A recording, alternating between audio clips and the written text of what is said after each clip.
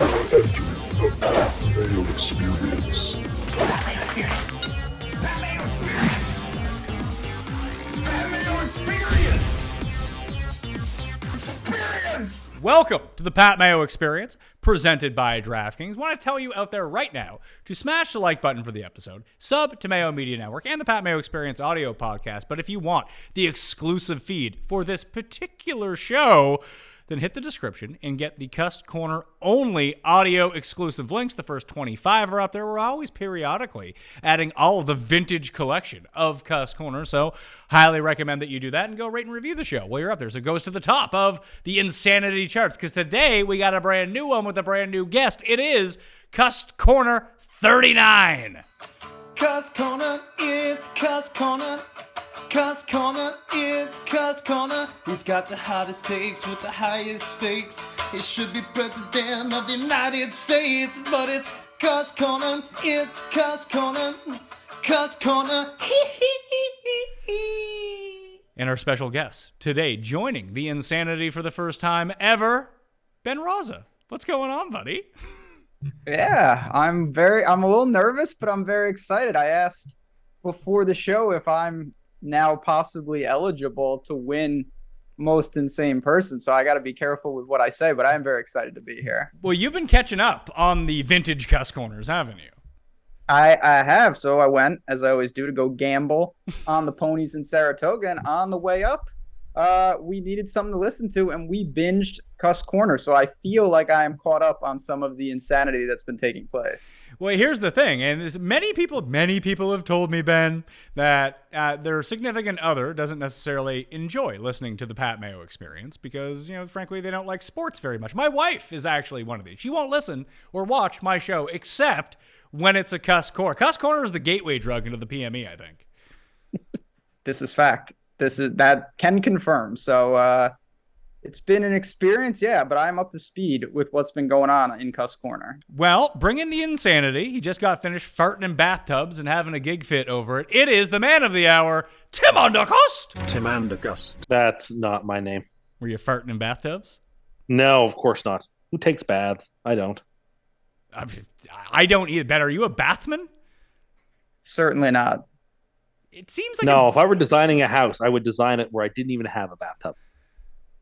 I guess that could be fair. I have kids, so they don't do well. They don't do well in the shower. Mm. At what age does one transfer over to being a shower person? Is it 4, 5, 6? When does that happen? I don't know. I'm trying to remember when I started taking showers, other than baths. I can't remember either. But I feel like it's around then. Yeah, I want to say like 7, Ben. Yeah, I think that I was going to say between 5 and 10. That seems pretty reasonable. It's just so much faster. I'm trying to think.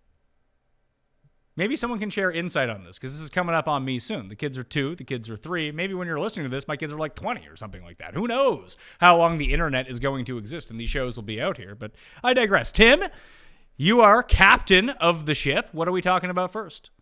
Well, I don't know, I'm captain of the ship, but the first thing I want to talk about is I'd like to honestly, I'm coming for some credit. Ben may not know this, but in this country last month, all of the economic system shut down when it came to access to your money digitally.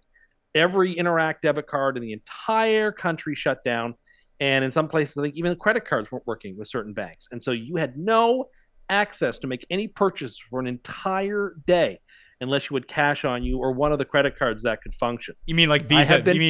Hold on, like Visa? No, it depends who your Visa's through. It depended who your Visa or MasterCard My was Visa through, worked, my MasterCard worked, my American Express worked. My point was, and I've said this to people, and they've given me props since, because I've come for props in the shows that you should always carry some cash on you.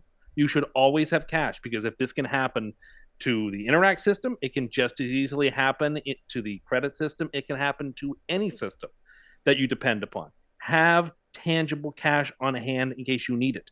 Don't just assume, oh, well, I don't need to carry cash. I'm a cool millennial. I don't use cash. I'm not some 70-year-old. What would I need that for? There are circumstances in which having cash would be very beneficial to you. Always have some. Don't be one of these people caught with their pants down, having zero cash in the house and having no access to it if you need an emergency. And I was laughed at for making this type of suggestion in the past, but as is often the case, practical reality has proven me right, and I've come cap in hand to collect my credit. So, Ben, the only time I've encountered a situation in the past probably 2 years when I actually needed cash to pay for something was actually on a golf course when the person had forgotten their debit machine and credit machine that we could pay for it that way. And guess who I was playing golf with that day? Uh-oh. Was it a cuss situation here? It was. And guess who didn't have cash on them? No, it didn't have any in my What? golf bag. It was at my house. So you didn't have it on you. So, I have cash in my house. Well, how was that At all doing times. it? How was Mattress? that? How was that doing us any good when we needed the cash? I have cash in my house or in my car at all times. in your like a lot of cash in your car? Not or, like, not a change? lot. Like a couple of 20s or $100 bill or something. Just enough in case you never. You should all. See, You should always have cash on you, in your house or in your car or somewhere easy access. Because that day, it was July the 8th, where the entire cash system, you just don't know. Do not be one of these people who just presume that they'll always be able to do everything digitally. There are instances in which this can happen. Prepare. Be ready for it in case it happens. Don't just shrug it off as a one-time thing. It can happen again, and you do not want to be in that circumstance. So I actually agree with him, Ben. I think that because I always worry that, the feds are going to come for me and then I'm just going to have to take off in the middle of the night. So I actually bought a safe to store my money into for cash on hand if I need a go bag to go away. And don't think that I don't have like 5 separate currencies in there. I have enough to get me by, and depending on which country I need to flee to at this time. But I don't understand the purpose of carrying around $100 bills. I feel like if you have cash and you need to use petty cash in order to buy something, you might get boxed out by the $100 bill. Some places just don't take $100 bills. They don't have the change for you. I always carry cash, but I always have small bills because I use it for like tipping or just random shit that I don't want to charge. So I'm with you, but $100 bills, I'm not sure about that. I also have a feeling, I think I already know the answer to this. You don't sound like a crypto guy. You're not going to be happy when we all move to Bitcoin soon enough. No, the last 6 months has done nothing but prove my suspicion that that's just a shell game. That if P.T. Barnum were alive in 2022, P.T. Barnum would be selling you any type of Bitcoin or Dogecoin or Litecoin quite happily. I do believe that. And I believe, again, I'm being proven right on that. Well, you act like Bitcoin is worthless. No, it's not worthless. But the people who said it can always go up, it's only ever going to go up. It's going to replace so-called fiat currency. Like those people were selling you what they needed you to believe so that they could get out at a higher part of the market and profit off of, unfortunately, in some cases, people who were gullible, who just kept buying and buying and buying the dip. It was dumb. Dumb. Well, here's the thing. Unless you bought the dip the very last time Bitcoin went down, you're still up an amazing amount of money. Continue to invest in this nonsense, which could very well be illegal soon enough. It would not shock me if it becomes illegal when the Treasury Department just says you can't have a competing currency like this that sort of like rejects the Treasury. Like, anyway, don't depend on stuff that's made out of feet of clay. It's just not going to succeed. There is no path forward for it. Ben, does this make you want to buy more cryptocurrency? Yeah, I might buy the dip right now. I am team crypto, but I have to go back. You really keep $100 bills in your car? Yep. That doesn't sound like safe. hidden, or are they on the dashboard? Oh, like, no. Well, they're obviously you obviously can't see them. They're obviously concealed inside the console. Okay. But yeah, I keep them on hand. I like to have that kind of cash on. You never know when you need to make a purchase or whatever. It's economical. I don't want a big wad of 20. Car wash? Oh, no, I don't use a car wash. I'm afraid of car wash. I missed that episode, I guess. There's nothing that terrifies me more than being stuck in a car wash where the very idea. Are you afraid of car washes, Ben? Plus, also, I'm not some lazy millennial who can't get out and wash his car. When was the last time you washed your car? I did it. We have a car washing stall here at the place I live. So back in July, the last time I actually washed it. I don't believe you for a second. Okay, well then why did you ask me the question? With whatever answer I gave you, you weren't going to believe. I was going to believe you when you said you've never done it, because I've seen your car. It never looks like it's washed. Yes, it does. I washed it back in July. What are you driving these days? I drive a Camry. It's actually quite a nice Camry too. It's an older one. It's 2013, but it's in fantastic shape. I don't drive it too hard, and I look after it. He also was very. I think because after you hit the deer and got the new Camry, Deer hit me. the deer hit you. Sorry, yes, of course it did. And you had all the newfangled gadgets in your car, like Bluetooth, that it really changed your life. Some of them I've enjoyed. Some of them were more novelties than anything else that sent some like. The only two things that have really stuck with me that I'm so delighted I have is the backup camera and the Bluetooth. Everything else, you can come or go. But those two things have been phenomenal. This is something, Ben. I mean, how often do you drive, or do you drive? I assume you do. I do drive. It's not like full New York City here because I'm in the burbs, but I don't drive a lot. But I go. We'll probably get to this at some point in this episode. We don't cook, so I go out for all my meals. So I'm always going to the deli, getting a sandwich, little pizza. So that's where I do most of my driving. Are we gonna? I mean, obviously we're gonna get to that point. We might be there now, but I haven't been in a car that doesn't have a backup camera in some time, and I randomly had to move. I think it was my mom's car. Her car doesn't have the backup camera, and I was legitimately lost. I totally forgot how to reverse without using the camera because I rely on it so much. Super dependent on it. I hear that. I couldn't imagine going back at this point. No, I couldn't either. I'm hooked on it. My skills, and I was actually a very good backer upper without one, but now my skills are atrophied and gone. You're a pro backer upper, were you? Reverser, whatever the proper noun would be there. That's what I was. How about parallel parking? You keen on That's that? what I was going to ask. Oh no, I was awful at parallel parking. Now I do it comfortably because I have the backup cam. I feel completely liberated to do it. So you're gonna, once you upgrade to my year of car and it just has the button that you press that it parallel parks for you, I feel like you're gonna be in your glory. No, I very well may be.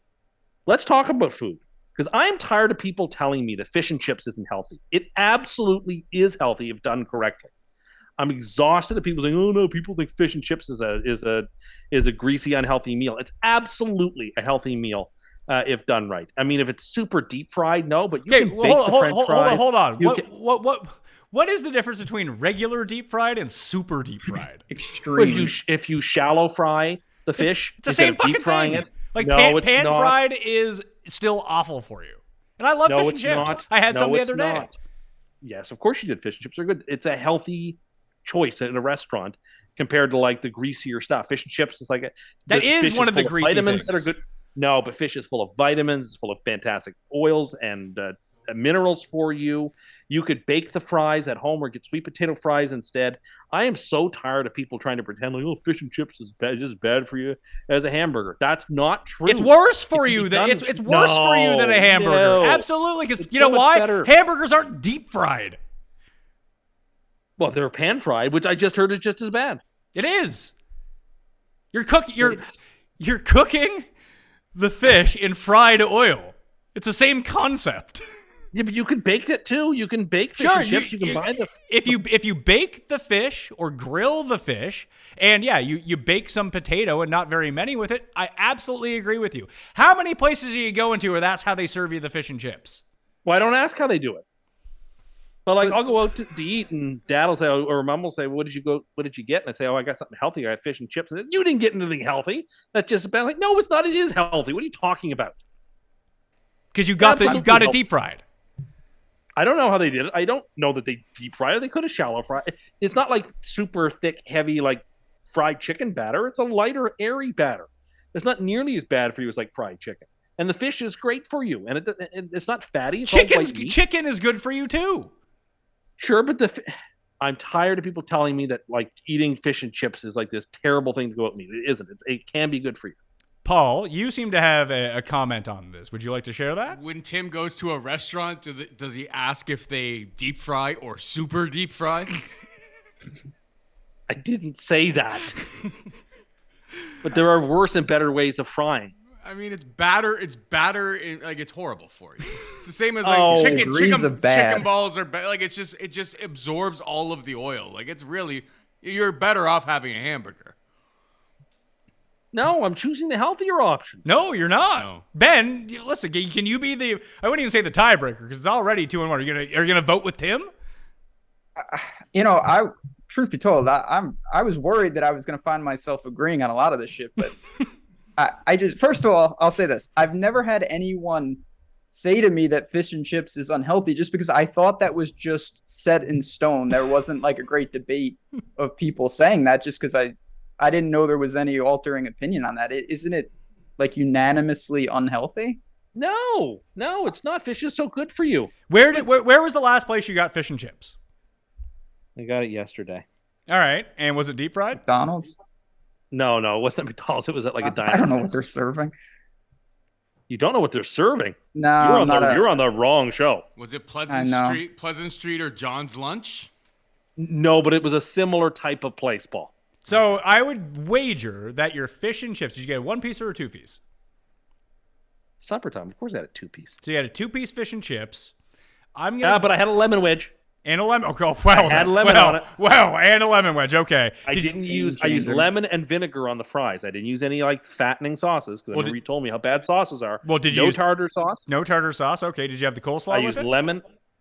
Well, yeah, but coleslaw is just cabbage. Yeah. Essentially, it wasn't creamy coleslaw. Essentially, you just ingested like 2,300 calories. No way. That can't be possible.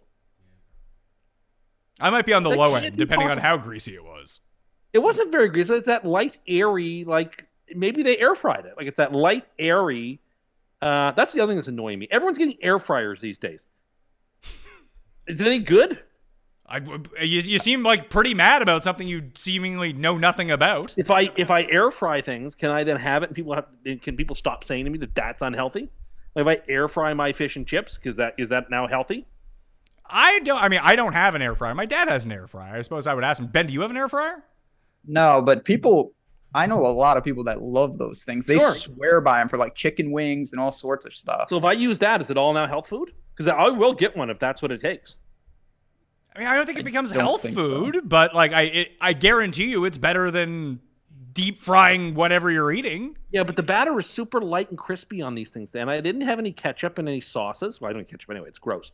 But I didn't have any like condiments with it. Like it couldn't have been that. I figured it was like a 900-calorie meal. So Ben, you mentioned that you go out for a lot of your meals. Have you ever done like I should make sure I say the right one here because they've sponsored the show. HelloFresh, let's say. Have you ever done any of those? So yeah, we do have one of those where we get a couple meals a week in, for sure.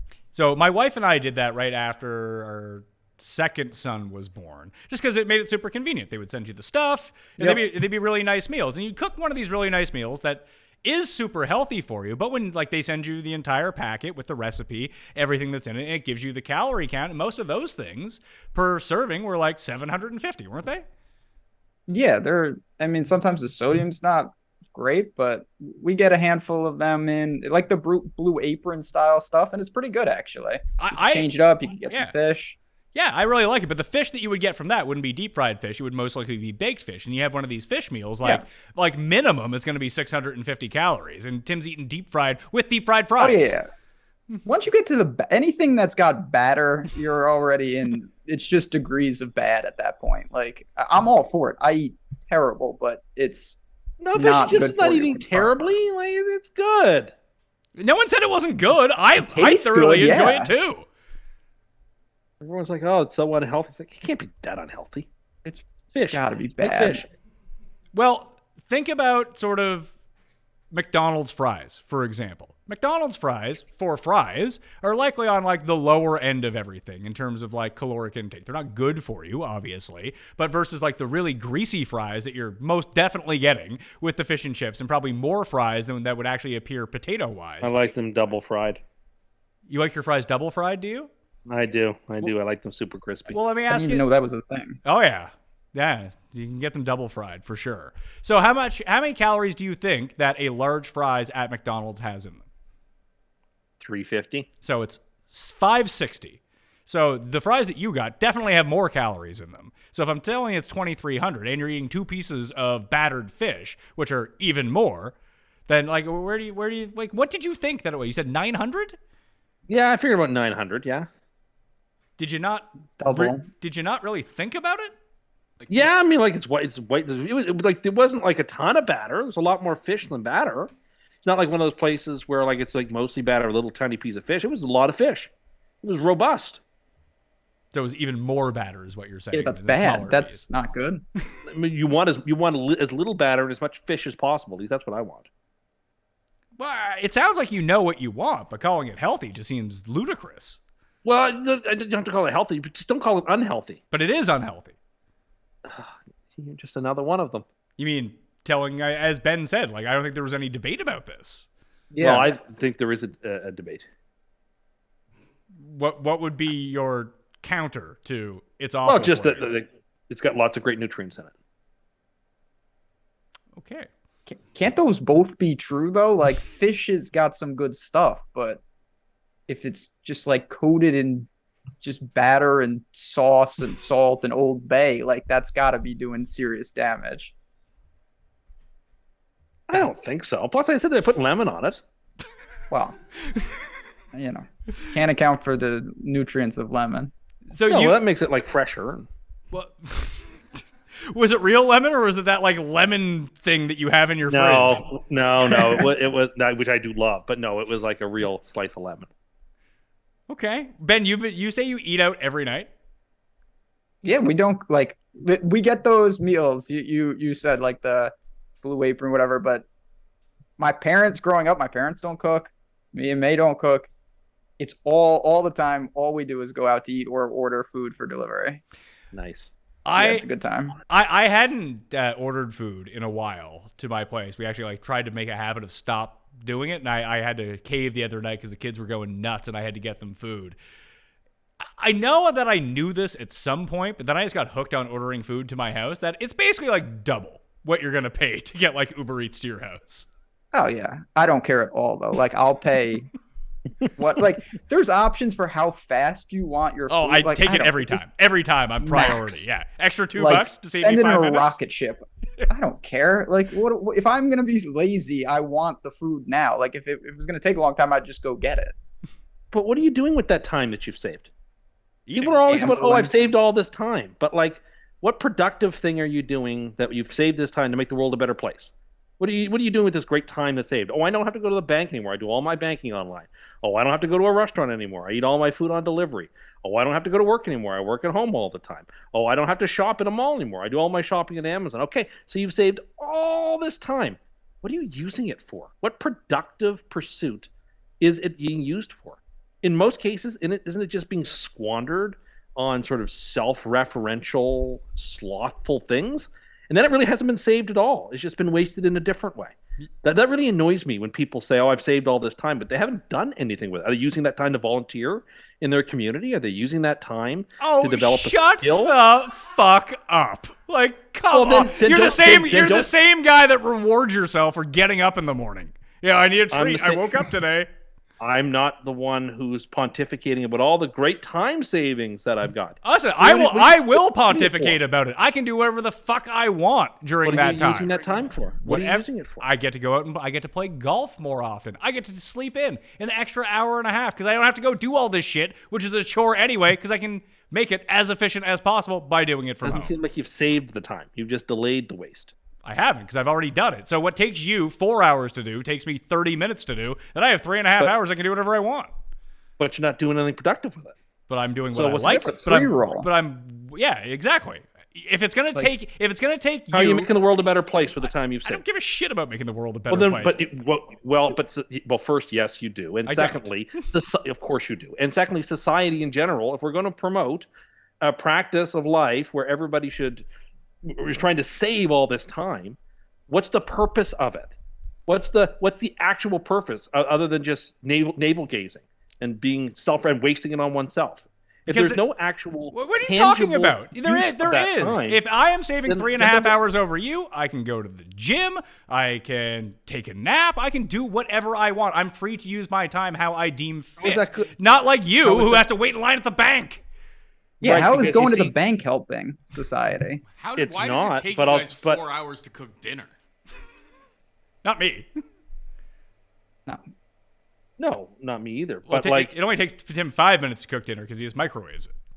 People manage to go to the gym and stay healthy and raise families and have pursuits 20 years ago, 30 years ago, 40 years ago with all this. So I actually don't buy that. I actually think that's an excuse. I actually am asking people to do an audit of what these great time savings that they've had, how are they making that time matter? What are they doing with that time? If they haven't saved it for anything productive, then you really haven't saved it. You've just changed the wasted it somewhere else. Well, what do you consider? I feel like what you consider wasted time is not what everyone else considers wasted time. Like Ben, if you had to go do all those things throughout the course of like an afternoon, but you also bet on like a baseball game in the afternoon that you wanted to watch. Now you can watch the baseball game. Yeah, I mean, there's no doubt. Like, if you saw what I do during the day, you would call it quite a waste. But I'm wasting the time on myself. It's fantastic. A little early gambling on like Asian soccer. Then I watch a terrible movie, gamble again. Like, it's a lot better than waiting at the bank and doing the zigzag to get to the teller. I'm not sure that it is. I think it's just a different. You haven't been gambling on Asian soccer, my friend. You gotta get in these streets. That is absolutely true. I have to stipulate that. You're missing out. I just don't see where you could make some sort of case that doing exactly the same thing. It exhausts me when people talk about all this time saving they've had. It just feels like you have nothing to do. You could go to the gym every day of the week if you just made your efficiency a little bit better. Instead of being like, I don't have time. I'm too tired. You'd have tons of time to do it. No, but you would think the way people these days talk about all the time they save from, like I said, from work, from shopping, from banking, from cooking, all this stuff, they should have saved so much time that they should be making some sort of lasting impact in their community or something. They're not doing that. So have they really saved it? So because people aren't volunteering at the food bank, they should have to wait in line to go pay their power bill, is what you're saying? No, I'm not saying that. But I'm saying let's not throw around words like I've saved all this time if you haven't really used it to productive purposes. I think if it's just wasted, it's not saved. I think that both myself, Ben, and you potentially look at all of this stuff differently. I try to weight my time, Ben, on a per hour basis, especially like when it comes to things like work or going to do something. I know my hourly rate, so if I have to go do something, like you said, like ordering food in. If it was going to take me like 40 minutes to go drive and get food, or I can just have it delivered, I start thinking about, well, is it worth it to me to pay double because I don't want to have to go spend 40 minutes of my time going to do this? And I would say, yeah, I'd just rather have it delivered at this point. It's not worth it for me. Now, that barometer is different for everyone, but if it's something that I just feel like is going to be a waste of my time and I can do it from home, I'd just rather do it from home. Like if I could, I would pay so much money to not have to like travel places. Like if I could just pay 10x the flight and just be there automatically, I would do that. Some people enjoy like the 7 hours that it takes to travel, but if I want to do something in the rare chance, give it to me in the most simplest, easy, non-tilting way, and I would pay more for that. If there was a teleportation device, as you have just described, how often do you think you would use it to go places? Not frequently. Tim? Where am I going? I think I would use it all the time. Where would you go? To do what? To check out all kinds of places and see all kinds of things. You name it. And if I could use, now, depending on what the restrictions are on it, but if I could use it to teleport all kinds of different places and spots, I'd want to do all kinds of cool stuff with it. But you could go to a lot of these places anyway. Is it just, as Ben said, like the 7 hours of travel really? It's annoying. Really gets you down? It's annoying. It's annoying. Yeah, I don't like traveling. I find traveling to be anxiety-inducing and annoying and agitating, and things are out of my control, and I don't like it. But I like being in the spot that I'm in for a little bit of time I'm there. But then I also like coming back to the surroundings that I know. But yeah, the worst part of it is definitely the transit. Transit is generally unpleasant. But that's a part of being a grown-up, is putting up with things that you don't like. And we don't want to be Peter Pan and try to hide away from the things we don't like in this world. That doesn't build any character. That doesn't get you anywhere in this life. You've got to sometimes grit your teeth and accept that there are things I don't like that I have to do today. And it's not the grown-up thing to wish those things away, but rather to want the broad shoulders to lean into it and get through it. Yeah, but that's what builds character. Essentially on that point, what you're saying is that because something like very things that you just brought up, shopping online, going to the bank, you might not want to do it, but you should do it. It builds character. There are other ways to do it. There are other ways to do it. And any one of those things is not the end of the world. But when you're constructing what seems to be a society where we are privileging this great saving of time, and what are we seeing as a result of that? What is the great outcome? What is the great benefit of that savings? How is it cashing itself out in the real world in a productive, material way? Well, I can look around. I don't see it. I don't see it. I mean, I can tell you firsthand. I don't know if I can speak for anyone else besides my own experience with this, but and Ben, maybe your friends have seen, noticed this with your friends, because I don't think you have kids, that parents spend a lot more time with their kids than they used to. Myself included. I spent way more time with my kids than my parents ever did with me. That's great. Well, that's true and it's not true, right? I mean, what do you mean that's not true? What does that mean? I mean, 200 years ago, people spent a lot of time with their kids. A lot of time with their kids. Like, is it true vis-a-vis like 20 cents in like industrial revolution era? Yeah, maybe in some cases. I mean, there were centuries and centuries and centuries where one of the parents stayed home with the kids all of the time. So I don't actually think that that's necessarily the case. It may be compared to 40 years ago, but compared to 140 years ago, maybe not. Well, I don't really want to compare myself to slave owners to begin with. No, again, a foolish thing to say.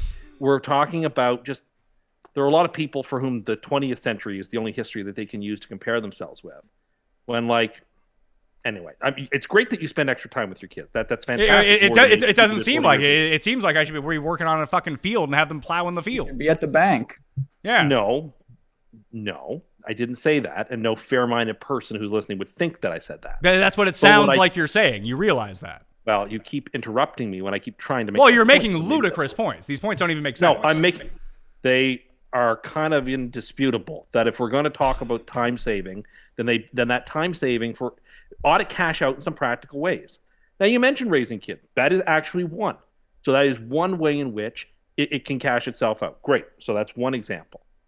But there has to be more to it than that. There has to be more to it for us to encourage a society based on time saving, where you don't have to go anywhere, do anything you don't want to like, where it's completely lived interiorly. Like, I see bad things coming. I see a further alienated, a sadder, and a lonelier society when dating is all done online and shopping is all done online and visiting friends is often done just online and work is just done online and everything is just done from your house. Like, there's a sickness that bites at the bones there that can't be denied. Can't be denied. There's something unhealthy about it. Paul? I feel like Tim is taking shots at Ben, and Ben seems very happy to me. No. I don't know. But you're describing what Ben happily this sounds like has his life set up as at this I structured it pretty much like that. Oh, and people should be free to do that if they want. Well, it doesn't sound like it. It sounds like they're miserable people if they do it that way. I've been shunned. Or if they want to save time so they can now binge Mad Men at home, like I enjoy to do with my free time. That's my choice, and to be able to do that. I'm not required to be anywhere to do a task that will take you 2 hours and takes me 10 minutes. No one's saying you should be required. No one is talking about coercive or state power to make somebody. Of course not. Just saying there's something about living a more social human life that is more conducive to flourishing. And this time saving could actually result in that. If it's used in the right way, if that time is actually capitalized upon, it could produce fantastic results. You mentioned more attention to children that you're raising. So that's one prime example where that can be a flourishing outcome for society, where children are better raised with families at home rather than being separated from them through a lot of the day. Great example. I'm glad you mentioned that. But there needs to be more than that too, right? Yeah, I would say that working out and making yourself healthier, I think that would be a great benefit as well. But Ben, like, how sad are you based on this life? I mean, I'm sad because I'm gambling on Asian soccer in the mornings, but I don't think it's because I'm not going and doing. I would be a lot sadder if I had to do all those tasks. So are you, I got to ask you though, Tim, are we heading, like, where are we heading? Is this going to like be a Westworld like situation soon? Do you see it getting like apocalyptic? No, I mean, I don't think it could be apocalyptic or I mean, Westworld is too fanciful, but I don't know if the fever is going to break anytime soon. I think we are unfortunately moving in a direction where people are turning more and more within, doing less and less. We're seeing it. Like, younger generations travel less than their predecessors did. Well, they have no money. They have no money to travel. A lot of people had no money when they traveled in 1966 either. They just traveled anyway. Like, there's lots of evidence to show that the youngest generation are doing doing fewer and fewer things and having fewer and fewer life experiences than their parents or their grandparents did. And in part, it's because of a complete turn inward and a complete connectivity, that the ease of connection and the convenience of everything has made it so that we've atrophied in a lot of ways. And I think if I were to be 85 and I were to be towards the end of my life, and if I looked back on my life and most of my life was lived completely, within and completely, sort of like abridged in this way, I don't think I would look back on my life and be very satisfied with the life I led.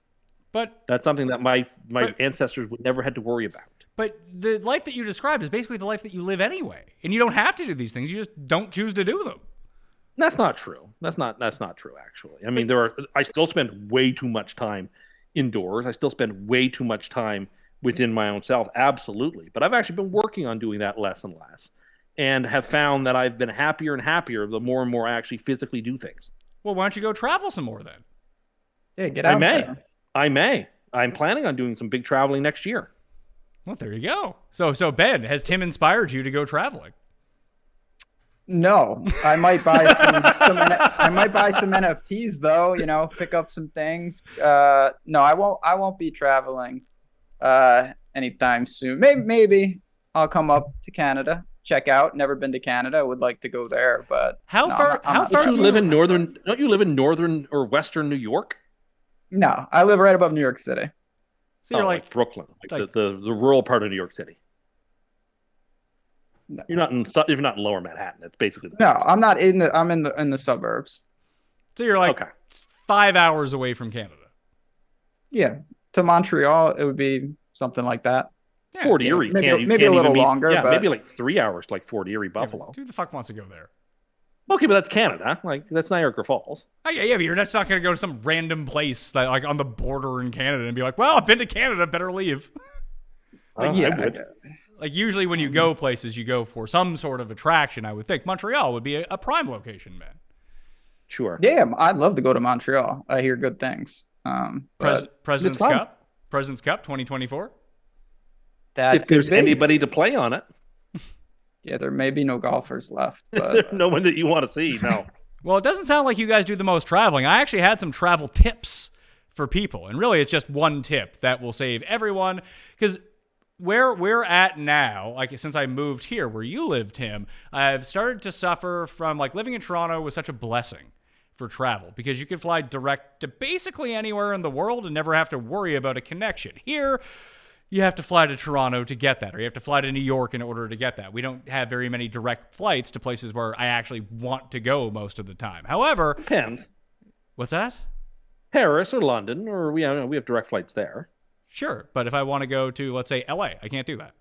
I have to connect somewhere. If I want to go to Vegas, I have to connect somewhere. If I want to go to Atlanta, I have to connect somewhere. If I want to go to Dallas, like, there's a lot of places that we don't fly to. You can pick specific places, sure. And that's one of the main reasons that I went to Paris, was because there's a direct flight over there. Don't super love connecting flights. Either way, no matter where you travel to, and we're seeing this more with like the airline like fuckery that's going on when you get there, there is never a reason, Ben, to check a bag on a flight. You can always just have a carry-on. Doesn't matter how long you go for, who you are, what you like to wear. You can fit everything in a carry-on bag. If you're going to be there for long enough, go to a hotel that has laundry or dry cleaning. Confirmed. Even in the rare chances, like I do fly when I go to Vegas, or if I go to Florida for some reason, I don't think I've ever checked a bag, and I never would. No. I would go with nothing. I would go with no luggage and buy everything that I needed before, and then leave it there if I had to before I would check a bag. I don't do check bags. I would have to be like moving. I'd have to be going for somewhere for like 6 months or more to live. I'm with you. To even consider it. If I, we're going to the other side of the world for 6 months, then yeah, it probably wouldn't make sense. Beyond that, no, absolutely not.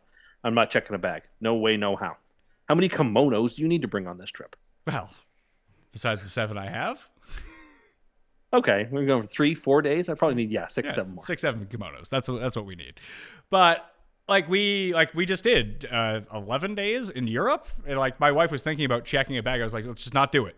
because you don't want to check that, put your stuff in it, and then it doesn't show up, and then we're in like, that's in, I don't know, wherever we're at, or that's in London and we're in France. By the time it gets to us, we're already gone from where we need to be. It's like, no, like we can do, like, we don't need to do the laundry. We're there. It costs a little bit more, but so does like checking a bag these days anyway. Like everything that you save to have everything just stored slightly above you. I also don't like when people go onto planes that they don't use the stuff that's right above them for their carry-on bags. Like they'll just throw, have you ever seen people who are like in the back of the plane, but they'll throw their carry-on bags in the very front of the plane for no specific reason, that they just don't want to bring it to the back? I just assume their space has been used up already. Well, that's on them.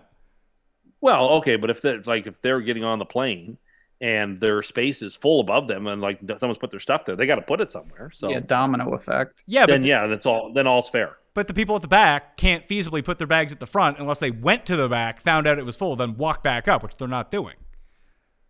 Yeah, if you're just putting it just somewhere randomly like that, you should go to prison for that. People do it.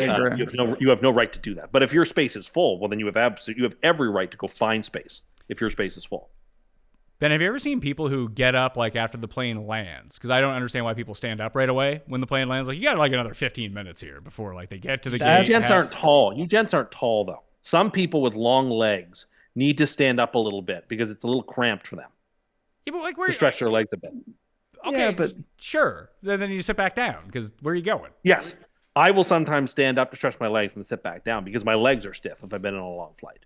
But these people are looking. I know what you're saying, and that's one of these things. I'm not going to get on a rant, but do there's it. a handful This is what this show is for. Fine, I'll get on a rant then. There's a handful of things in society that everyone agrees on, and then nobody change. Everyone. Every day I go on Twitter. First tweet of the morning is, "You ever been on a plane and everybody stands up and they're looking to get out?" Like, who are those people that are doing? Because it gets 1,000 likes on Twitter. Everybody agrees, yet it's an epidemic. And as Tim said, if we actually came together as a society and we added value with all the time that we've saved, we should round up all those people, get them out of society, send them to a safe zone, and they can do whatever they want. And slowly we would filter them out. And then travel would be a lot more palatable. Maybe I would get back on planes when we didn't have those people. So that's more of your that's more of your concern about travel than anything. It's the other people. Yeah, I can't be around this type of people. I've done that for too long. I can't do that. Can't be on the little carousel thing where you're in GB4. You need to get to H4. That's 7 escalators up. Now you're in the wrong spot. And your bag is just circling on the little carousel. And then some idiot picks it up, even though his is lime green and my bag is blue. Like, what? Are you colorblind? Why do you think that that's your luggage? That's one of the many reasons you shouldn't be checking bags. So this is why I don't travel. As you can see, all these little things, they drive me insane.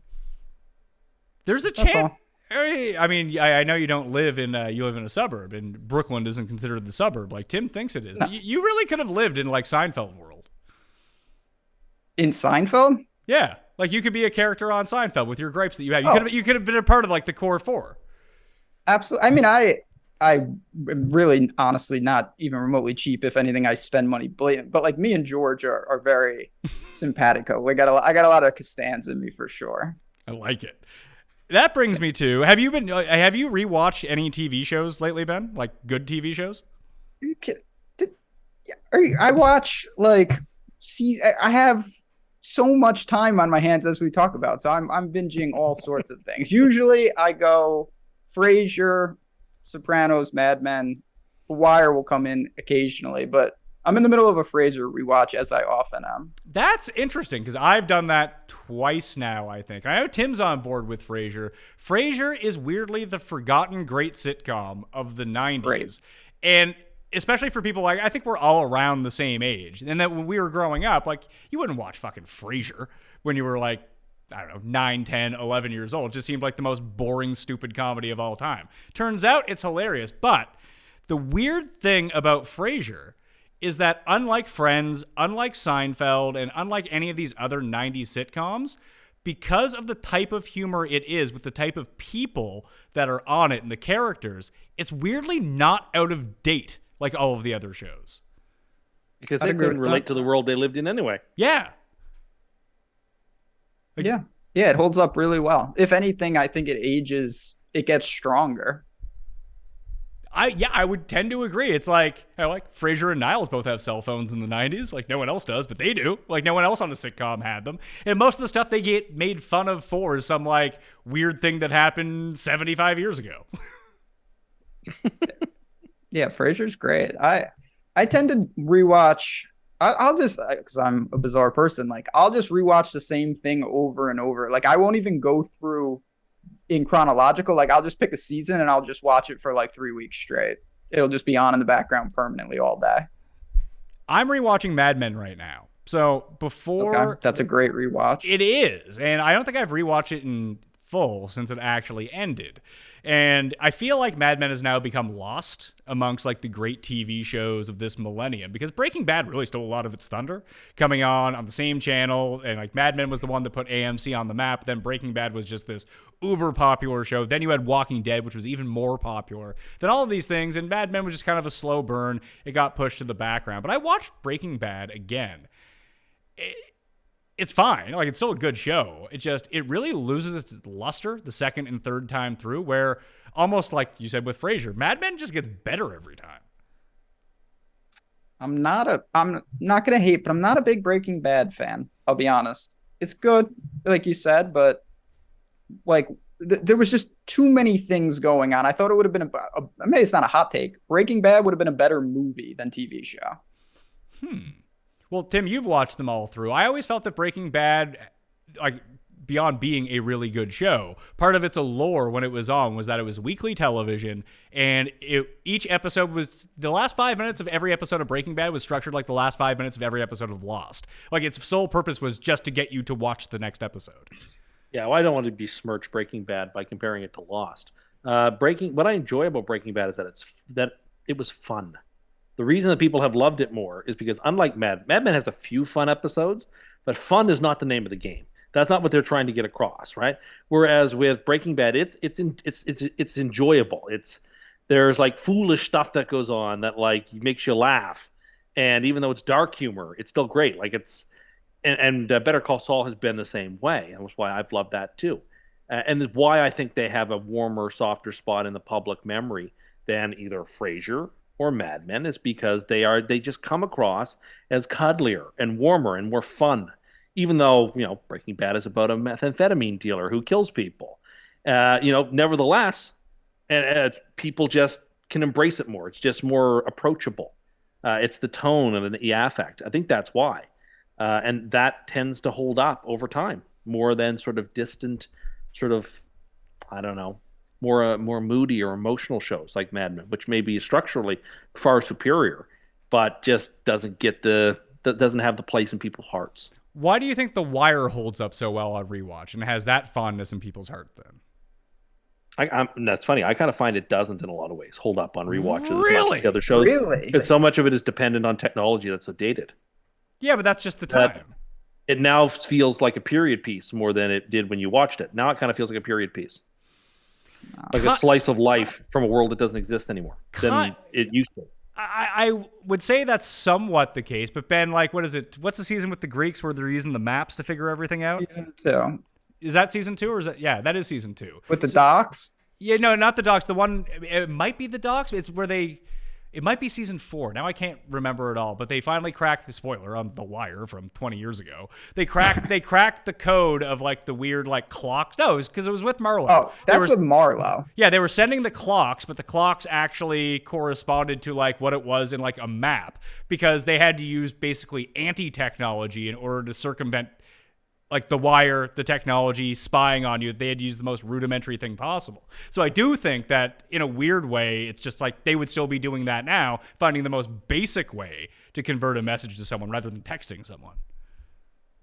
Yeah, I mean, I watch The Wire all the time. I think it holds up. If anything, the big knock on The Wire is that people hate season 2. And every time I rewatch The Wire, I find myself liking season 2 more and more, to be honest. It's a great show, but it really feels like something that came from the mid 2000s and therefore has sort of a dated quality to it. And that's not bad or good. It just is. It feels like more of a time capsule than it does the way the show would have been when you watched it. And the way Mad Men is intentionally a time capsule. You got to get, that's sort of what the Wire has become, for good or for bad. I don't know. Mad Men's so good though. Yeah, Mad Men, and so was So The good. Wire. But you were like, I don't love The Sopranos like everyone else loves The Sopranos. Like Really? I would prefer Mad Men to The Sopranos, but I feel like they're structured exactly the same way. I love The Sopranos. The Sopranos, again, for some reason, like warmer, funnier in some ways. It's hard to describe how exactly that is, but you just when you're watching it, you get that it's just warmer. Well, the reason I bring this up is because when I was rewatching Mad Men, it got to the episode where Sterling has the party and he does blackface at the party, which is just like, whew. But there's a huge disclaimer before the episode starts about racial insensitivity. Although that's the point of the fucking episode, is that he's disgusting. And if like you can't figure that out by watching the episode, I don't really. What? Yeah, the whole point of that scene is that Sterling is an idiot. Yeah. And Don realizes it. Yeah. Dawn and Pete immediately realize how gross it is. And that, of course, Betty thinks it's hilarious. But again, that teaches us a lot about Betty's character, too, doesn't it? It just seems strange that had to have a warning. And I think it was either you or someone else who had pointed out to me, and this was up here, but I don't know if this is the same in the States. But like, there's a bunch of Seinfeld episodes that have like a disclaimer before them too. They do, because I've been watching Really? old Seinfeld. The TV, one of the channels that I watch has 2 Seinfelds on a night, and so I just allow myself to watch 2 episodes a night, so I don't get too far. Because I've seen them all so many times. It's a good way to pace yourself. And yeah, there are some episodes where like they send warnings beforehand. I don't think we have. So there's one Seinfeld episode that doesn't air down here. The one where with the Puerto Rican Day Parade. Yeah, so there was a warning before that one. There's a warning before the cigar store character that Jerry buys. Indian. Yeah, like there's a warning before that one. I'm pretty sure. There's a warning before the one with the Velvet Fog, where Kramer pretends to have a mental handicap. No, he doesn't. He doesn't pretend. In fairness, But he doesn't Gourmet. pretend to have a. He doesn't pretend, but they are making fun of somebody with a mental handicap. That whole episode sort of revolves around that. Now, like, anyway, so that's what the disclaimer's about. I'm sure why that warning is there. It just I've never seen that. And maybe it's just a thing up here. There's just like, hey, we'll throw this up. And it's a big, like, really, it doesn't impact when you're watching it. I just thought it was really strange during Mad Men that for that particular episode was the only one that they had it. And they were basically like, if you don't get things that you watch, this is actually bad. When that was very clearly the stated purpose of the episode. Absolutely. Totally agree. Also, are there good shows now that I've just like given up on, or because all the shows that I regard in, like, if I had to rank TV and whatnot, are all, as you guys were talking about, they've been around. Like, is there actually anything good on TV at this point? Well, I do think although that's about to end, Better Call Saul has been very good and worth a watch. I saw Tokyo Vice is the one series I saw recently that I thought was pretty good. It's interesting because all of these shows really debuted before Netflix was really a thing, right? Like people caught up on Breaking Bad through Netflix, but it was still on TV around that time. It wasn't, and Netflix very rarely had their own shows besides House of Cards, really, at the time. But now they just have every show. Every streaming service has every show. Like, shows are hard to find, and it feels like, I mean, I could be wrong, but it feels like there's 100 times more shows than they used to be. And part of the fun of it was, when Breaking Bad was on, everyone was watching Breaking Bad and talking about Breaking Bad. Game of Thrones was the same way. Like, Yeah. Game of Thrones is great. Well, now Game of Thrones sucks, but we're all watching it anyway, and we're going to complain about how shitty it is. Like the last part of Entourage, when people were super gung-ho about Entourage, and then everyone still watched it. It was like, yeah, this isn't very good anymore. But, like, let's watch it and complain about it. It doesn't The new feel... HBO show that looks terrible. The new House of Dragons. Oh, that looks terrible. Like, I'll watch it. Yeah, I'm sure I will watch it. too. But that doesn't mean it looks good. It looks terrible. Well, I don't understand how you could say it looks terrible. Like, it has, like, probably the most money invested in special effects of any show possible. Like, it's not giving you away the script. Like, if the script is good, the show is going to be good.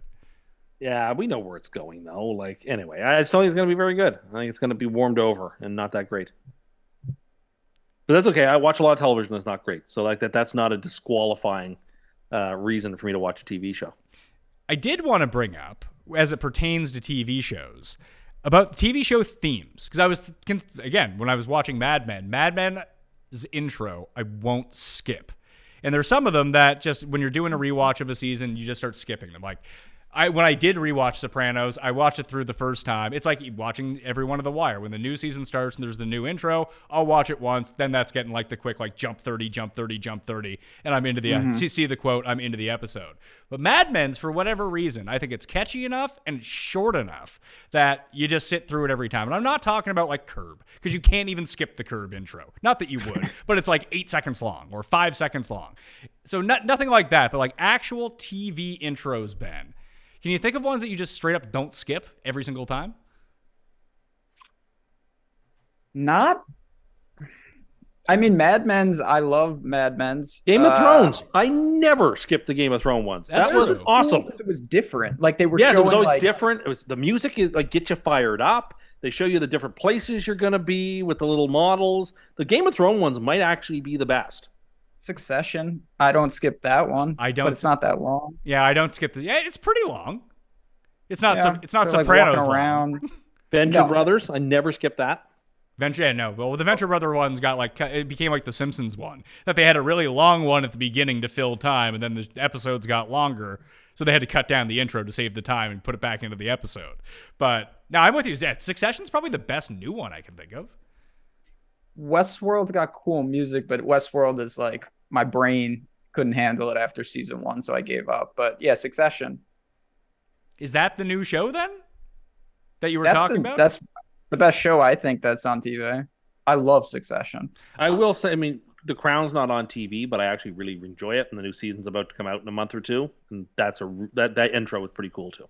I can't even recall the Crown intro, and I think I've seen every episode. It doesn't It's stick just in like my mind. Just there's all kinds of images. There's no words. Okay, sounds like a pretty skippable one.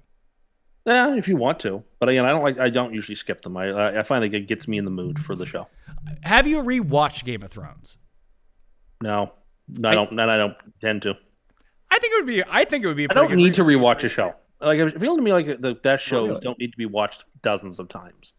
Or at least not in the near future of having watched them. Like maybe in 10 years, 15 years is worth my time. But like the show was good. I watched it every week for years. Like it made its lasting impact on me. It sort of told the story to me it needs to be told. That's made its impact on my life. Now it's time for me to move on to something else. It's because you're at the bank. If you weren't at the bank so often, you could have rewatched. I love literature. I don't reread the same books over and over and over again. I read them once. Maybe I read them twice. And that's it. I don't need to read them multiple times. The great story's been told. I thoroughly enjoyed it. I'd recommend it to others. I don't need to read Wuthering Heights every year. I don't need to. I've read it once. I loved it. I don't need to keep reading it. Yeah, I'm a repetitive. Like do you eat the same stuff? Like I eat the same stuff. I eat the same stuff over and over again. I have a repetitive addiction with that kind of stuff. Yes. Okay. I'm like that too. I would just say that the Game of Thrones intro you never skipped because you were watching it live. If you were doing a rewatch, you'd probably skip it the entire time. No chance. No chance. I would. I think I would. You needed it the first time because there was like new places. But there was new places in every episode because every episode had the same places. Wherever they were going, there was stuff in it. Yeah, but if you've already watched it, you know where they're going to go. But now I know. Oh, if I'm going to watch season 6, episode 4, I don't remember all the places we're going in that specific episode. Give me it. Well, now you're like spoiling it for yourself. That's why you're rewatching to see what happens. Like I like to see it. I've never rewatched Entourage, but I felt the same way about the Entourage intro, that it would just get me hyped to watch the show.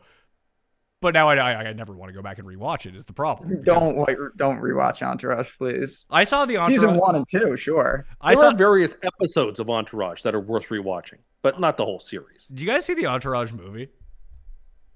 No, I never did. I don't think. I saw it in the theaters. It's so bad. Which is like, for me, that might as well be going to Paris. Like that was the last time I've probably been out. I saw that in the theaters. Yeah. All right, I got a few more things here. Ben, do you have any topic that you would like to bring up to Tim? So I do have one thing because I need your expertise on this because this feels like right in your lane. There's a great taco place. Right by us. It's one of the few places that we don't they don't deliver. So we do go there. And I love this place, but when they serve you water, I'm not exaggerating. The glasses are like shot glass level and they don't leave the bottle always. And it drives me insane because I feel terrible because I have to literally ask for water 40 times in the meal because it's legitimately filling up like a shot glass of water.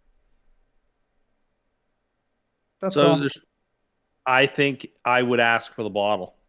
Even so, though, like what would possess you to like why? That I could not explain why they would do that. That seems very strange. Yeah. I would now the power move is just bring your own glass. That's the power move. Okay. See, I Put didn't that on the consider that table.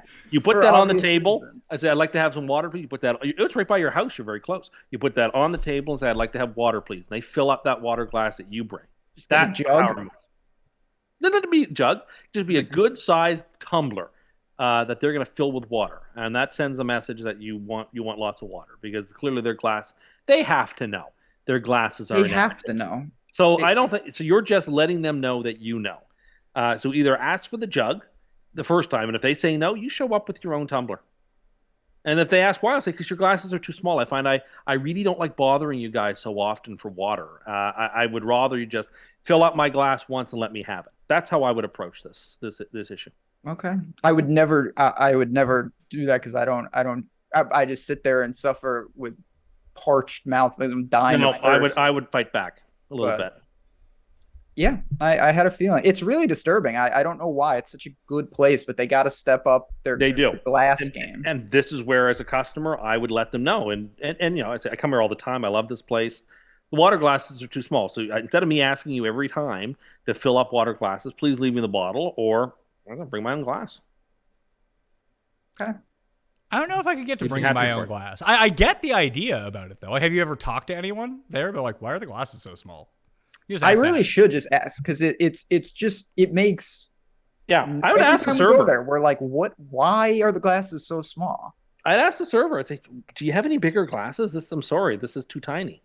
I'm going to need too much water. I don't want to keep asking you to come back all the time. Like, what else do they have to drink there? Like, do they have soda? Do they have alcohol? Like, what are the other options? They got like margaritas and stuff. Yeah. Like, I assume the margaritas come in like margarita glasses, but maybe get one of those margarita glasses. Yeah, get one of those filled with water. At least they're bigger. What they're doing is they want you to purchase a drink. So if you're just going to get free water, they want to sort of like not encourage that behavior. Well, two can play at that game. Yeah, you did step it up to a level that I didn't think of. And then you win. They're not going to tell you no. You can't bring your own. What do you say? No sorries or no outside glasses allowed in a restaurant. Shunned from society. But then again, I only go out. Yeah, what are the consequences? Only on leap years, so what's the difference? Yeah, exactly. You have nothing. You have nothing to lose. You have everything to gain. This is why I bring this stuff up because you come with the answers. Good. I'm glad I was able to resolve this quandary. That's what I would do. Last thing from me that I can bring up. Ben, I assume you enjoy yourself a good game of trivia from time to time. Sure. And Tim, obviously, you enjoy trivia. Yeah. I don't want to call out people in particular, but when you're playing a trivia game, let's say Trivial Pursuit, for example, and you have read the question to the other person, and you know that they don't know the answer. Now, people who don't know the answer, who are like good at trivia, will tell you, I don't know what the answer is. Or they'll just fire a guess in the vicinity of what it potentially could be. Like you see a good Jeopardy player that they buzzed in trying to beat everyone, and they don't actually know the answer, so they're just gonna ballpark guess of what it could be. They'll be right. The worst when someone has a double Jeopardy or a solo Jeopardy or a daily double, and they just let that time run out. Well, it's just like, oh, you people. What's wrong with you? But at least there's a timer on it, and it's pretty quick. Ben, have you ever played with the people who they don't know the answer, but they really got to think about it for like 2 minutes? Yeah, that's bad. This skater won the 1956 figure skating gold medal at the Olympics. Ask our friend. No, give me a minute. I might know this. That's what really kills me. Like, if it's a category or something where it's just like, do you know anything about African capitals? It's like, no, I know none of them, but let me think about this. It's like, but you don't in fact know. Exactly. When you're playing a game of highlight, I don't know. Next. You got to just go for it. As I've told you before, Pat knows this, I almost was on Jeopardy. I auditioned for Jeopardy, and you gotta just educate a guess, keep it moving. I don't like people that if you let it go on the daily double, that's really frowned upon. It's criminal. I root against you at that point. I feel like that does, like, if you're playing one of these games, a trivia game of any kind, that the quick I don't know, those people are usually good at the trivia game, I feel like. Like, that's the indicator. Yeah, you know what you know. You don't know what you don't know. And you don't, exactly, you know what you don't know.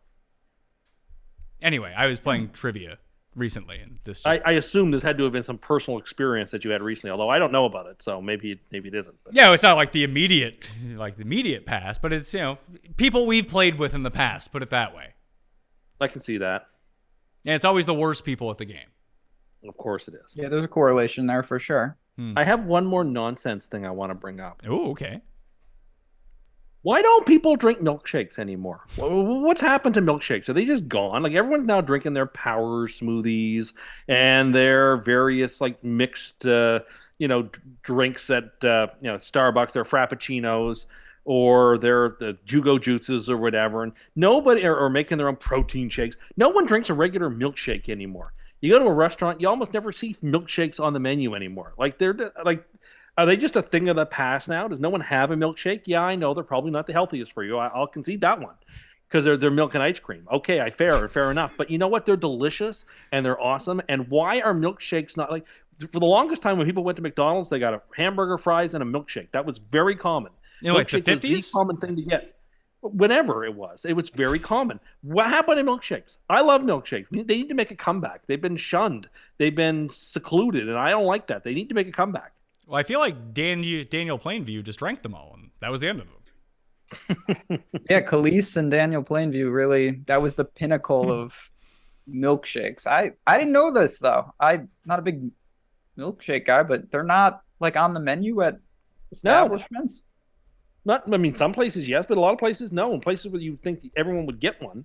Like, I go out and I get a milkshake with my meal, like, people, like, look at it strange. Like it's strange. Like, it should be commonplace. It shouldn't be weird. That's a really weird thing to get with a meal. That'd be like having it'd be like having a big glass of milk with your meal. Who the hell is doing that? Like, what are you, 4 years old? No, at a real restaurant you're doing this? Sure, why not? Absolutely. Yeah, I'd like to. There's nothing unusual about it. It's a common beverage, or it used to be common before everyone had to get their frappuccinos and their chai latte, this, that, and the other. But no one is getting. Hold on. But no one is drinking those things with a meal. Those are the meal. That's the difference.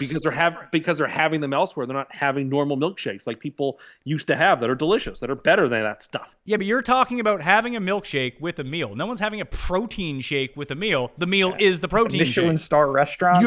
You're right about that, but like the fact they're having those protein shakes mean they'll never go for a regular milkshake. If I want to go down the Chicken Burger and have a sandwich and some fries and a milkshake, that's not weird. That's normal behavior. If you lived in 1957. Like, we need to normalize getting, like, milkshakes are a great part of going out. They're fun and they're delicious. Like, I don't understand what happened to them. They sort of faded away. Like, did you guys have Johnny Rockets? You remember that place? Oh yeah, I've been to enough places with Johnny Rockets, but it's like a faux 50s diner. That's what I'm saying. Like, that seems like I want the pinnacle of it. It doesn't have to come in the silver jug, although it's great when it does. You don't see them as often anymore, or they're on the dessert menu instead of being with the beverages. I don't understand it. Paul, you had something to say? Like, are places taking them off the menu? Because I bet you if you go to any Greasy Spoon diner, they probably, if they, historically had them, they probably still have them. Well, you don't see people with them, so it's the same thing. Like, you don't see people with them. Yeah, but people also, this is one thing that we've seen over the course of, I don't know, past 20 years or so, that people just try to eat healthier, and milkshakes are just pure sugar people are into still your body. Fat and eating horrible foods. People are still fat. That is one thing that you can basically just get, like, cross off the list. Like, do people like milkshakes that much outside of, like, once a year? They just need milkshakes all the time? I'm with Tim. I'm pro milkshake.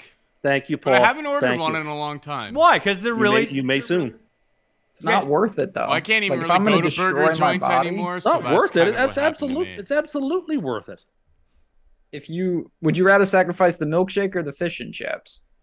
Oh, I'd give up the fish and chips before I give up the milkshake. Really?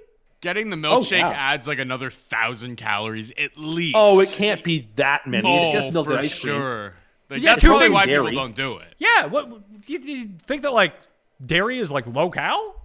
Like a triple, it's like fat. the milkshake at McDonald's. Like 2 scoops What of do you ice cream is like probably. What's the milkshake at McDonald's? Could it be like was it 300 I'll calories effort that. max? Thank you. So Like much the vanilla sugar. milk. I like the vanilla milkshake at the McDonald's. How much could that be? 350 calories? I have no idea, to tell you the truth. 750 calories.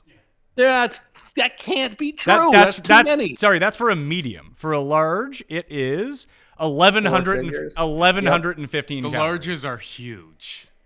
Yeah, I've been Larges are- down that road before. And you could Good give time. yourself brain freeze with those so easily. So Oh, the yeah. large ones are not the way to go. I would prefer. You always go vanilla? Vanilla, that's my go-to. Okay. So a large vanilla is 1,150 calories. Oh my god, that are you sure that's not a typo? I am positive it's not a typo. Wow. You thought it was 300? So yeah, if I you thought get it'd be like a like 300. McDonald's meal and then get that drink instead, you're looking at like a 3,000 calorie meal, which is 1.5 days of what you're supposed to ingest. Oh dear. That's so Well, bad. in fairness, you're tall, so like your caloric like baseline is higher than like Paul and I's because we're shorter. What about me? That would be 2 months worth of food. Like I would be like an anaconda. I would eat one meal and then just digest it over. You could probably the fill summer. 25 glasses of water at that restaurant with the one large milkshake from McDonald's. If I'm lucky. You don't even understand, man. It's tough times down here. Now I want one. Well, Ugh. go get one. But like I would. I can't. You just said I had 1,100 calories. So I doesn't- can't. doesn't the mean the machine's Wendy's the one. machine's gonna be broken. It's McDonald's, so Well, that's definitely broken. McDonald's that I've been going to recently, the ice machine's been broke for like a week. It is the worst. It sounds horrible, Tim. You go in like or No, I was or- going through the drive-thru, and they're not even warning people anymore. Now I know, so I'm in the know with these things. So I know now to ask the question. But like the first time, they hand me my drink, and there's no ice in it, and I was like shocked. And so I went to the second window and just waited until the second window person noticed I was there, and opened up. And I was like, because there's the window where you take the order, and then there's 2 pickup windows. And I was supposed to go to pickup window 1, and I did, and I got my stuff. I realized there was no ice, so I just drove to pickup window 2 and just waited there until somebody addressed me. And they did, and I was like, "Why is there? There's no ice in my drink." And the lady said, "No, the ice machine's broken." I said, "Well, you got to tell people that their order. Like I would have got a milkshake had I known that the ice machine was on the fritz, right? 100%. You're not going to get a warm room temperature fountain Diet Coke or whatever." So anyway, and I like to get the iced coffees from there because it's only $1 right now, and those are good for you because I don't put any sugar in them, I don't put any cream in them, so those are healthy for you. And like, I'm not having an iced coffee without any ice. Make any sense? And I have to like ask the box every time whether there's ice in. They keep telling me no. It's the worst. Where do you fall on fountain soda, Ben? Because I feel like it's one or two ways. Like if I was to go and get just go get a combo at McDonald's, I don't want their fountain pop. I'd rather just go and buy like a bottle, or I prefer a can. good. I'd rather have a can of Coke rather than have a fountain soda of Coke. But the only place where I actually do enjoy it is the movie theater. So it's funny you say that. I don't drink soda. I can't remember the last time I drank soda.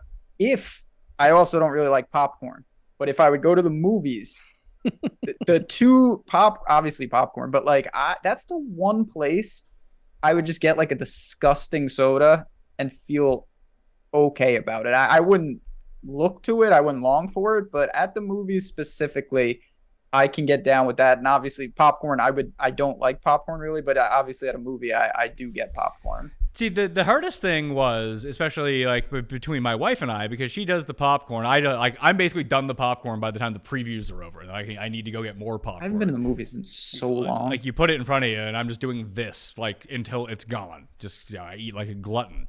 But she likes getting candy when she's there on top of it. And I was always good without candy. And I don't crave the candy when I go. But when she buys the candy, like I'll have like 8 Starburst and some Skittles now along. Like it just, you think you're like, hey, I'm just going to this one place for 3 hours. You come back and you've eaten like a week's worth of food. Delicious, mind you. But you also have like a headache for the next 4 hours. Yeah, it's destructive. I mean, I don't mind. Like I would get I don't know, like a Kit Kat or something. I wouldn't need it, but I don't. You would get it just to pass it on. Like, just to fit in. I don't want to contemplate. I like to fly under the radar. So Now, Yeah. Tim, I want you to do this on the fly for me, all right? Mm-hmm. Because we haven't done one of these in a while, and this is how we'll end it, and we'll help you brainstorm this list. Definitive rankings of things to eat at a movie theater. Okay. Eat only. Or drink. Oh, well, number one is Fountain Diet Coke. More than popcorn? Yeah. Popcorn is More second. than popcorn? Yeah, popcorn's second. Swedish berries would be third, or Swedish fish in the U.S. That'd be third. Okay. I was going to say, I never even heard of that. Yeah, those are Swedish fish. Same thing. I like the Whoppers or the Maltesers. That would be fourth. Ew. Like the malted candy. Those are delicious. Glossettes. If they have glossettes, that goes right to third, actually. Raisin, the chocolate-covered raisin or peanut. Chocolate-covered raisins. Yeah, the chocolate-covered raisins go right behind popcorn, right to third. What else is there? I mean, obviously Sour Patch Kids are dead last. And Starburst would be last if there's not a lot of yellows in them. Yellows and oranges are the only Starburst I really like. Cherry Blasters? Too sour. Same with Fuzzy Peaches. Too sour. Ugh. Fuzzy Peaches are barely sour. Come on. Too sour. Make my mouth hurt. Tropical Skittles. Those are up there, not the regular Skittles. What does that mean? They're like in the light blue bag. Smarties. They have Smarties. Love those. Those would be there. That's probably the list. It's funny because I couldn't imagine myself, Ben, just getting chocolate-covered raisins, although those kind of sound delicious to pour into your popcorn. I mean, I don't know. I never even considered that because I've never heard anyone suggest that, to be honest. What about they're delicious. all the normal candies? Like chocolate They bars? are normal. What do you mean normal candy? No, They are normal. like chocolate, like nonpareils or like a large Reese's Pieces or like chocolate bars for societies. That doesn't make the list. You got They're okay. berries. I'm not opposed to those, but I want candies. I don't want chocolate bars. Where do you fall on like a hot dog? Is that no. Outside of popcorn, no hot food allowed. Absolutely not. I can kind of get behind that take in a movie theater. People are just too messy. Yeah, that doesn't bother me. People are too messy with stuff. I also don't enjoy when like butter. Put butter on your popcorn or don't get butter on your popcorn. Those should only be the two options that you have in a movie theater. When people None of those dill pickle spread things. Exactly. No. Yeah. Right to jail. Right to jail with you. Yeah. Like, you can fuck right off with those. I don't want to smell your shit on, and they just smell, it's not even that they smell bad. They're so pungent. There's such a strong smell on the stuff that you put on top of them. Yeah. You can't even watch the movie in peace because all you can smell is that guy's nacho cheese sprinkles that he threw on his popcorn. No, right to prison. If there were ushers, those people should just be arrested. And that's how I feel about the hot dogs too, Ben, is that it's not that I dislike ketchup or relish or whatever, but like when you have that in such a closed environment like a movie theater and it's all over your hot dog, it's all I can smell. Yeah, that's fair. I think like though, I don't know if it's because like I can't see what I'm doing because it's dark and you're less shameful. Like with a movie theater, I bring in stuff I would never ever eat. Like I'm not a big popcorn guy. I don't really like candy. I have no problem with that. You just said nacho cheese. Those shitty chips that are terrible with the nacho cheese, like I would eat that. It wouldn't bother me. I'd never get it ever in the light of day. But like if I'm watching the I'd get those at a ballpark. movie, how bad could it be? You know what I mean? Yeah. Well, I mean, hopefully there's nobody there to bother you. No witnesses. No hot food but popcorn. That's it. Sorry. I feel very strongly about this. Well, Ben, have you ever been to a movie theater like the VIP movie theater with like the small room? You have a menu. I don't mind the hot food so much in there because you can like order to your seat and you can have booze. Are you pro or? You have like a table? Yeah, like you have like a little table next to you. You have a big recliner seat. There's like 10 seats inside the entire movie theater, and you can get like wine delivered to your seat. I very much enjoy that experience. It sucks for like movies you really need to see in like IMAX to get the full enjoyment, but for like a regular movie, Avatar. Yeah, like movies, there are some movies you need to see in IMAX, and like a smaller screen won't do it any justice. But like if it's a regular movie, like who cares? I just can't like. I don't want to be eating like, like medieval times as there's no silver. It's just a mess if you're really trying to go for it. So unless you have it spaced out, like you mentioned the VIP or something, I would err on the side of caution. I'd probably have popcorn, maybe a snack, for me, obviously I'd get a bottle of water. more often than anything else. Maybe a fountain soda if I had to for some reason. Call it a day. Next time I go to the movies, 2027-ish, I will see what I get and we'll report back. I think popcorn has to be number one on this list because, like Ben, I can go to the movie theater and I'll get a popcorn every time, but I'm not necessarily getting fountain soda. Like I will also get a bottle of water from time to time. No, I'm not ever. Or do you ever like sneak in your own candy? Like you go to the shop next door and No, sneak in your candy? No, that's not appropriate. Cares. I do. It's not the right thing to do. Bottle of water isn't enough to get you through the movie. You can. What if you brought your own water? Like you brought like a big thing of Gatorade or something. Maybe if you hide it in your wife's purse. You can't be putting those in your pockets. No, you just shove it down your pants. People see Pat Mayo and that thing bulging out, and they're like, makes sense to me. Checks out. Good Lord. I can't believe you don't sneak candy in. Like, you don't sneak anything into a movie theater? No, it's against the rules. Well, what Are you a big movie theater guy? Pardon me? Do you go to the movies a lot? I used to go pretty frequently. I haven't been very much in the last couple of years, but I used to go a lot. Alone? Or are you not Sometimes against that? No, I think alone is fine because movie watching is a profoundly solo experience in a lot of ways. There's chatting before and afterwards, but the movie's on, like you're just watching the movie passively by yourself. Whether you're with somebody that you know or not, it doesn't really make a difference. I disagree. Maybe less so at a comedy. Yes. If everybody's laughing throughout it, you can certainly make the case more so for a comedy. But for a regular movie that isn't a comedy, it doesn't matter who you're with or if you're with anybody. If you're watching a serious movie or like a good serious movie, Ben, then I think like I go to them by myself. I wouldn't say all the time, but I regularly frequent these movies. Plus, they're just movies other people don't want to see and I want to see. So you get used to going to movies by yourself. But a comedy or especially a bad movie, you don't want to be stuck in by yourself. Like being in the theater for a bad movie, if you have no one to like run lines with, like about how bad the movie is. You can also get up and leave on your own. If you're on your own, you can just get up and leave. It's harder to do so when you're with people. How many times have you ever walked out of a movie? Never thought about it though. What's the difference? You're not leaving anyway. Well, I almost walked out of Mother. You shouldn't have walked out. Is that no good? You still haven't seen. You have never seen Mother. Give me a break. I saw it in the theaters. You told me to go see it. That is such a lie. You've never seen it. I saw it because you told me to see it. Ben, I highly recommend it. And I liked that, and I liked Darren Aronofsky. You liked it? No, I didn't like the movie, but I liked Darren Aronofsky. It is a must-watch. It is batshit That's insane. the Requiem guy, right? Yeah, it's like he did coke for 4 straight days and wrote an entire movie. And he's like, I'm not editing it. This is what we're going with. It is. I've seen a bunch of his shit, like The Fountain. Oh yeah, it's crazier my than The brain's Fountain. Leaking from that. Okay. It's just pure insane. It's not good by any stretch of the imagination, but you're like, oh my God, like this is happening now. And then this is happening now. And it has good actors in it. It's mind-boggling how crazy it is. I'll be there with my chocolate-covered raisins. Getting ready. Mixed with your popcorn. Mixed with my popcorn. Do you have a flavor? Because I feel like, Tim, I don't know. Are you big? Like, I know you love Diet Coke, but like, do you mix it up and go with like root beer at a movie? Nope, never. I feel like people like root beer at movies. Sure, I'm not against root beer, but like if Diet Coke was out, then I'd get a Coke Zero. Like I wouldn't. But yeah, root beer's fine. Just I wouldn't want it. I feel like I'm far more willing to go off the board with my soda, Ben, at a movie theater than I would be in my day-to-day life. And like I'm like you, I don't drink a ton of soda, but if I was doing it there, like I might have a Sprite. I mean, anything would be. It's not a new topic, but related to that, and I was thinking about this today when I was getting breakfast.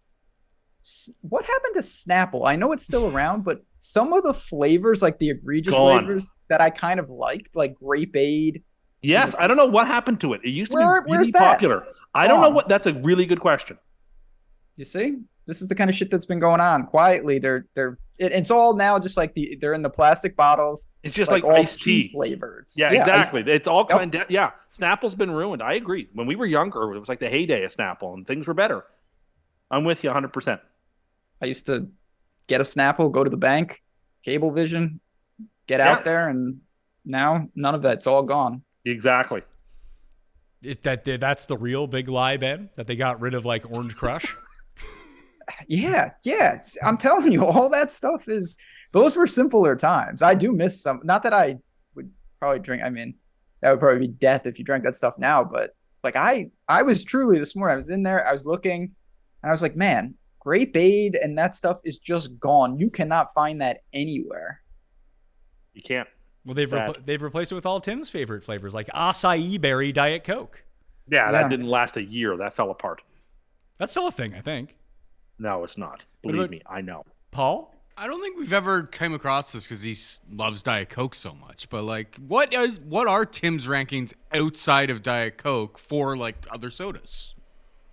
I think I did this years ago, but like Coke Zero, Sprite Zero. Sprite. Have you ever had a Sprite? Has anyone ever had a Sprite Zero? I didn't know that existed. Yeah. They don't have Diet Sprite anymore. It's now just Sprite Zero. They had Diet Sprite?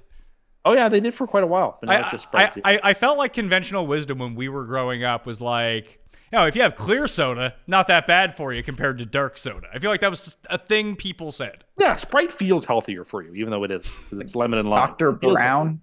You ever have Dr. Brown? No, I haven't had that. I like ginger ale. Ginger ale would be right after those two. I think that's what I would put at number one.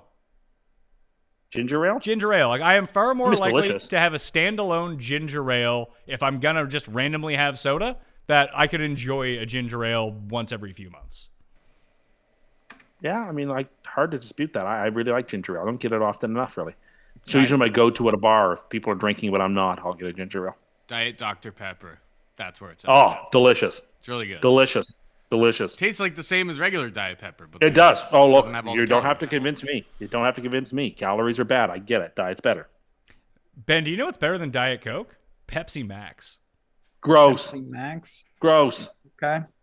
Trash. I already know this. Obviously, you have very strong Coke versus Pepsi feelings. Yes, I do. Very strong. I don't drink enough soda to know.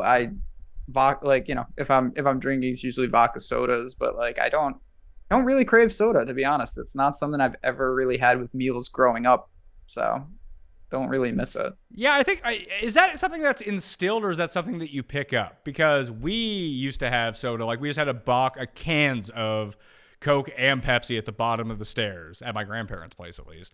For any meal you want to just go like grab a can, and like we're making sure that we're not doing that to our kids because I feel like that hooked me on. Oh, that soda was great. for I ages. liked the pop that was at the bottom of your nan's stairs. Just walk down there and grab something. That was great. Yeah, it was like an unlimited supply of soda. That was awesome. What kid wouldn't want that? Well, that's kind of the point. That's the habit, though. Well, then make sure it's diet ones. That's not helping matters. Behavior is learned on that front, I would say. That's what I think too. It definitely. I'll tell you this much: when I was a little after school, most kids would go to like enrichment. I used to go to OTB, and now I'm gambling on soccer, and I have a feeling that that's not a coincidence. So all that stuff is ingrained for sure. All right, well that will do it. CUST Corner 39. We have a milestone coming up. Tim Andercust. Tim Andercust. That's not my name. I mean, yes, but really 50 is the one we should really blow out. Well, we really tried to blow out number 30 because I was able to title it, Ben, CUST Corner XXX, and it has the most views and listens of any single CUST Corner. People were very mad at it. A high bounce rate, but a lot of clicks in. Oh, yeah. Yeah, very high SEO. Yeah, very, very high bounce rate from that one. They were very disappointed when they tuned in. Yeah, the SEO on that must have been, whew. Yeah, man, I'm excited to be there. I want to see if anything from this makes the custies, anything of that nature, but it was a fun time. I feel like your well-reasonedness kind of kept Tim in check, except for when he was ranting about how like anything that you do in your personal time makes you sad. Yeah, after the shaming me part of the show, I thought we hit a nice equilibrium, and me and Tim had a good chemistry going. Well, we'll have to run it back again. So we're letting new people from the PME universe come on. CUST Corner, if you missed last, number 37, Kenny Kim. Much different vibe than Ben Raza brought to the table for this one. Did you actually see that one, Ben? I didn't, but knowing Kenny and having met him a couple times, I just have a feeling slightly different vibes. Love Kenny. He had Tim on his heels most of the time, I feel like. Oh, it was graphic. Yeah, that would have been for the XXX show. That would have been the guest. Was detailed and graphic. Well, you can follow Ben on Twitter at JazzRazDFS. You can follow me at the PME, Tim at TimAnderson87. And of course, you can subscribe to the CUST Corner exclusive only feeds for the podcast version down in the description. Just search CUST Corner on Apple, on Spotify, on Stitcher, wherever you download your podcast. You can get yourself some CUST Corner in your life. Leave a 5-star rating and review just like you should do for the Pat Mayo Experience audio podcast, along with subscribing to the Mayo Media Network on YouTube's. Smash the like on the way out. I'm Pat Mayo. Thank you all for watching. I'll see you next time. Pat Mayo Experience! Experience!